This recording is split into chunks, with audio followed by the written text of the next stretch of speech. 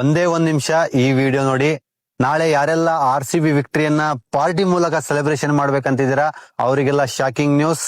ಯಾಕೆ ಹೇಳ್ತಾ ಇದೀನಿ ಅಂತ ಹೇಳಿದ್ರೆ, ನಮ್ಮ RCB ನಮ್ಮ ಹೆಮ್ಮೆ.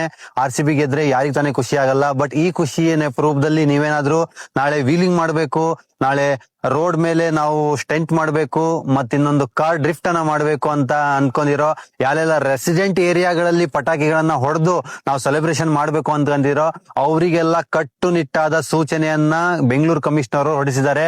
ಯಾರೆಲ್ಲ ಈ ತರ ಸಾರ್ವಜನಿಕರಿಗೆ ತೊಂದರೆ ಉಂಟು ಮಾಡ್ತೀರಾ, ಸೆಲೆಬ್ರೇಷನ್ ರೂಪದಲ್ಲಿ ಸಾರ್ವಜನಿಕರ ನೆಮ್ಮದಿಯನ್ನ ಹಾಳು ಮಾಡಕ್ ಪ್ರಯತ್ನ ಪಡ್ತೀರಾ, ಅವರಿಗೆ BNS ಅಡಿಯಲ್ಲಿ ಸ್ಟ್ರಿಕ್ಟ್ ಆಗಿ ಆಕ್ಷನ್ ತಗೊಳ್ಳಿ ಅಂತ ಹೇಳಿ ಬೆಂಗಳೂರು ಕಮಿಷನರ್ ಅವರು ಬೆಂಗಳೂರಿನಾದ್ಯಂತ ಕಂಪ್ಲೀಟ್ ಆಗಿ ಸ್ಪೆಷಲ್ ಡ್ರೈವ್ ಗಳನ್ನು ಮಾಡ್ತಿದ್ರ. ನಾಳೆ ಯಾರು ಕೂಡ 11 ಗಂಟೆ ಮೇಲೆ ಡ್ರಿಂಕ್ ಅಂಡ್ ಡ್ರೈವ್ ಮಾಡೋದಿರ್ಬೋದು, ಮತ್ತೆ ಇನ್ನೊಂದು ವೀಲಿಂಗ್ ಮಾಡೋದಿರ್ಬೋದು, ಡ್ರಿಫ್ಟ್ ಮಾಡೋದಿರ್ಬೋದು, ಇವೆಲ್ಲ ಯಾರು ಕೂಡ ಮಾಡಬೇಡಿ. ಒಂದು ಸೆಲೆಬ್ರೇಷನ್ ನ ಸಿಹಿ ಹಂಚುವ ಮೂಲಕ ಮನೇಲೆ ಕೂತ್ಕೊಂಡು ಆಚರಿಸ್ಕೊಳ್ಳೋಣ. ಈ ಒಂದು ಸಲಹೆಯನ್ನ ನಿಮಗೆ ಕೊಡ್ತಾ ಇದ್ದೀನಿ.